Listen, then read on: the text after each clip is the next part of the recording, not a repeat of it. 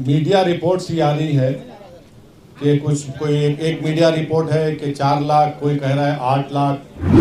तो 15 सितंबर तक टाइम है। मैं उन तमाम भारत के नागरिकों से अपील कर रहा हूँ कि जो भारत की खूबसूरती है उसका भाईचारा है और हमारे देश में हर एक को अपने मज़हब पर चलने की इजाज़त है। ये बिल इन तमाम चीज़ों को ख़त्म करना चाहता है।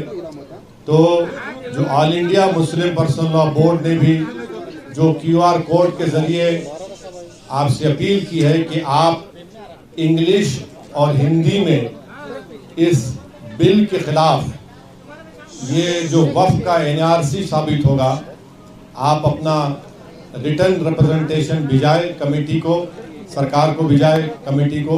पूरे देश में इस कानून के खिलाफ, इस बिल के खिलाफ, कानून में इस बिल के खिलाफ एक गुस्सा है, क्योंकि ये जो बिल मोदी हुकूमत लाई है ये आर्टिकल 25, 26 और 29 का वायलेशन करता है। राइट टू इक्वालिटी आर्टिकल 14 का वायलेशन करता है। और ये बिल लाया गया है, इसका मकसद एक ही है कि मुसलमानों से उनकी वक्फ की प्रॉपर्टीज़ को छीन लिया जाए।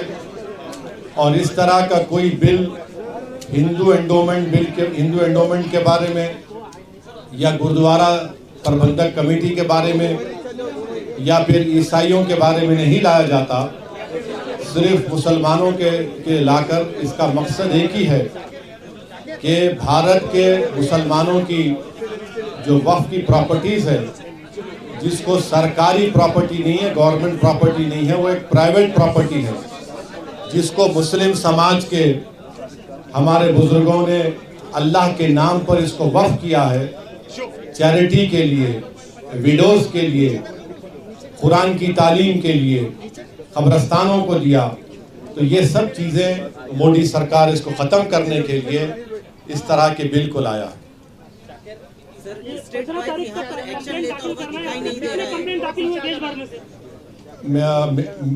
मीडिया रिपोर्ट्स ये आ रही है कि कोई एक मीडिया रिपोर्ट है कि 4 लाख, कोई कह रहा है 8 लाख। तो 15 सितंबर तक टाइम है। मैं उन तमाम भारत के नागरिकों से अपील कर रहा हूं कि जो भारत की खूबसूरती है उसका भाईचारा है और हमारे देश में हर एक को अपने मज़हब पर चलने की इजाज़त है। ये बिल इन तमाम चीज़ों को ख़त्म करना चाहता है। तो जो all India Muslim personal law board ने भी जो QR कोड के ज़रिए आपसे अपील की है कि आप इंग्लिश और हिंदी में इस बिल के ख़िलाफ़, ये जो वफ़ का NRC साबित होगा, आप अपना रिटर्न रिप्रेजेंटेशन भिजाए कमेटी को, सरकार को भिजाए कमेटी को। और महाराष्ट्र में ये कई जगह पर रिप्रेजेंटेशन दिए जा रहे हैं पर्सनल लॉ बोर्ड की लीडरशिप में। आज औरंगाबाद में पहली मीटिंग हुई है और देश भर में इस तरह के पब्लिक प्रोटेस्ट मीटिंग्स होंगे, जिसका फैसला all India Muslim personal law board ने किया है। इस कानून में ये बात आपको समझना है कि लिमिटेशन का जो कानून है, आप वक्फ प्रॉपर्टी से निकाल दे रहे हैं। हिंदू एंडोमेंट में लिमिटेशन अप्लाई नहीं होता, वक्फ में क्यों अप्लाई हो रहा है? हिंदू एंडोमेंट बोर्ड में और NGT हो या रेलवेज क्लेमेंट ट्रिब्यूनल, ऐसे 14 ट्रिब्यूनल्स हैं जहां पर उनके फैसले को फाइनल माना जाता है। और बीजेपी झूठ बोल रही है कि ट्राइब्यूनल के डिसीजन के बाद कोर्ट्स को नहीं जा सकते। आप रिवीजन पिटीशन डालते हाई कोर्ट में और फिर सुप्रीम कोर्ट जा सकते हैं। इस कानून में आप वक्फ बाय यूज़र ख़त्म करना चाह रहे हैं, मगर सेक्शन 123 ऑफ प्रॉपर्टी एक्ट में आप transfer of property already allows कर रहे हैं। वक्फ बाय यूज़र क्यों निकालना चाह रहे हैं? क्योंकि मोदी ये बोल रहे हैं कि 200 साल पुराने कागज़ लेकर आओ, और कागज़ नहीं निकलेगा तो वो उस प्रॉपर्टीज़ को कब्जा करना चाहते हैं। हिंदू समाज में by custom and by usage एक टेम्पल और टेम्पल की प्रॉपर्टी बन सकती है, तो मुसलमानों में वक्फ बाय यूजर क्यों नहीं बन सकता वक्फ? मोदी सरकार कलेक्टर को इतना पावर दे रही है कि कलेक्टर अगर इंक्वायरी जब करेगा किसी प्रॉपर्टी, कोई भी प्रॉपर्टी के बारे में वक्फ की, तो जब तक वो प्रॉपर्टी इंक्वायरी मुकम्मल नहीं करता, वो प्रॉपर्टी वक्फ की नहीं रहेगी। और प्रिंसिपल्स ऑफ नेचुरल जस्टिस ये पुकार कर कह रहा है कि कोई भी कलेक्टर या कोई भी आदमी अपने ही मैटर में जज नहीं हो सकता है।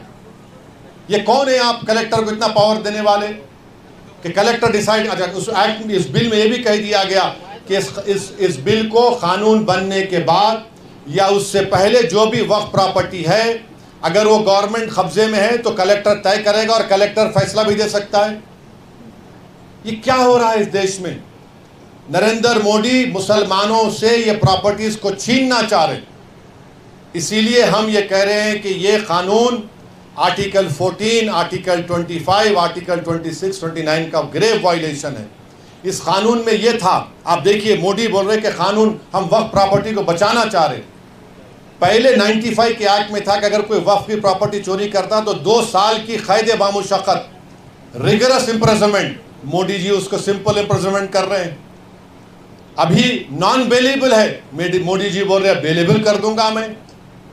मुतवल्ली अगर कलेक्टर की बात नहीं सुनेगा सेक्शन 61 में, तो कलेक्टर मुतवल्ली को अगर बोलेगा कि मस्जिद को तुम बोल दो गवर्नमेंट प्रॉपर्टी है, नहीं करेगा तो कलेक्टर को 6 महीने की सजा। आप बताइए क्या क्या करना चाह रहे हैं मुसलमानों से? आप ये कानून बना रहे हैं। और जितने भारत की पॉलिटिकल पार्टीज हैं उनको सोचना पड़ेगा, चाहे वो इंडिया की सपोर्ट कर रहे हैं या नहीं कर रहे हैं, ये कानून भारत के कॉन्स्टिट्यूशन के खिलाफ है। आप कैसे इस तरह का कानून बना रहे हैं? आप पूरी प्रॉपर्टीज को छीनना चाह रहे हैं। ये काम इस बिल के जरिए मोदी करना चाहते हैं। सर, अगर एंटीलिया की बात की जाए तो उसमें कई सारे के मेंबरान थे, उन्होंने नॉन वक्फ प्रॉपर्टी उसे घोषित किया है, तो उनको आप एक्शन लीजिए, उनको हटाइए। और वो मैटर सुप्रीम कोर्ट में है। महाराष्ट्र की सरकार एक स्टैंड ले, शिंदे की सरकार एक स्टैंड ले उसके बारे में कि वक्फ की प्रॉपर्टी, और वो तो आगा खानी वक्फ का है, यतीम खाना है वो। मैंने 2013 में जब ये बिल पास हो रहा था, मैं अपनी स्पीच में इस बात का जिक्र किया, यतीम खाने पर आप बना लिए, तो महाराष्ट्र की सरकार क्या बोलना है उसके ऊपर? तो यही देखिए, ये कानून क्यों बना रहे, ताकि सरकार कलेक्टर के जरिए इसको कहेगी वक्फ नहीं है, या फिर कहेगी कि लिमिटेशन एक्ट का कानून खत्म हो गया, या फिर इवैक्यू प्रॉपर्टीज की जितनी प्रॉपर्टियां सब कब्जा करना चाहती है। तो ये कानून वक्फ को बचाने के लिए नहीं लाया गया है, ये कानून वक्फ को खत्म करने के लिए नरेंद्र मोदी लाए हैं। आप इमाम इस पार्टी पे इस तरफ आ रहे हैं, लेकिन कांग्रेस इस बारे में कुछ ज्यादा बोल नहीं रही है। देखिए, आप मेरे बारे में पूछिए, मैं दूल्हा आपके सामने बैठा हूँ, अब दूसरे नहीं है तो मैं क्या करूं? अब आप मेरे को क्यों उधर लेके जा रहे हैं?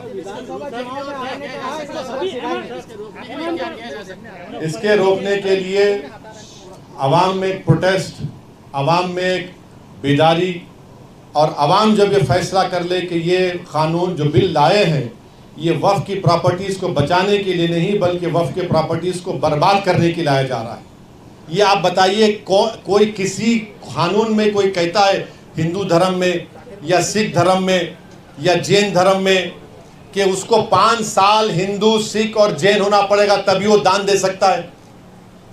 ये बिल में कह रहे हैं कि उसको 5 साल मुसलमान रहना पड़ेगा, उसके बाद वो वक्फ कर सकता है। अरे भाई, तू होता कौन है मेरे को डिसाइड करने वाला? 5 साल?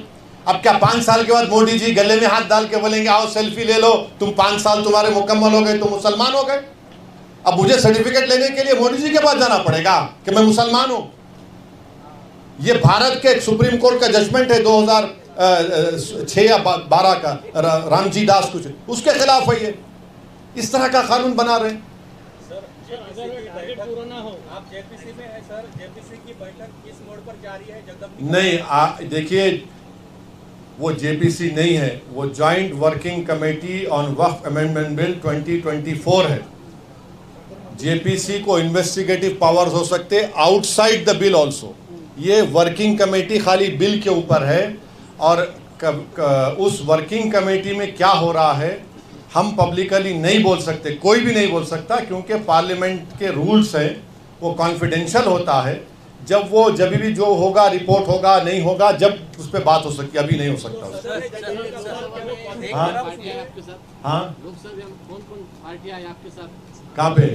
अरे भाई अभी देखिए अंदर कमेटी में क्या हो रहा वो नहीं बोल सकते हम। ये 15 तारीख जो है वो बढ़ सर, सकती है। एक तरफ वक्त का मसला है, दूसरी तरफ रामगिरी महाराज का स्टेटमेंट आपने सुना होगा, नीलेश राणे का मस्जिद में जाके। ऐसा है ना कि सत्ता के नशे में ये सब बकवास की जा रही है और गुरूर और अहंकार के मजारे किए जा रहे हैं। एक बात याद रखिए, आसमान की तरफ देखकर कोई थूकेगा ना तो थूक तुम्हारे नापाक चेहरे पे गिरेगा, आसमान पर नहीं जाता है। सर ये QR कोड अगर 15 तारीख तक उतनी तादाद में ना आए तो डेट बढ़ सकती है क्या? नहीं मालूम वो वर्किंग कमेटी के चेयरमैन साहब ही फैसला करेंगे। और सर इसका कोई सब्स्टिट्यूट हो सकता है क्या? क्या सब्स्टिट्यूट? ऑब्जेक्शन डालने का, अगर 15 तारीख निकल जाए तो। अरे भाई आपको ईमेल करिए, आप पोस्ट करिए, आप ईमेल भी कर सकते हैं, पोस्ट भी कर सकते, करिए ना। ये एमआईएम ने जो ऑफर किया था महाविकास आघाड़ी के साथ अलायंस हाँ। करने के लिए, हाँ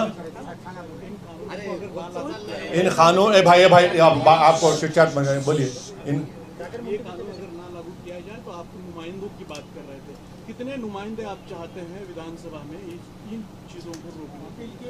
और एमआईएम की ओर से कितनी सीटें लड़ी जाएंगी जिसके ऊपर आप लगता है कि? मैं आज आपके सवाल का एक पार्शल जवाब दे देता हूँ।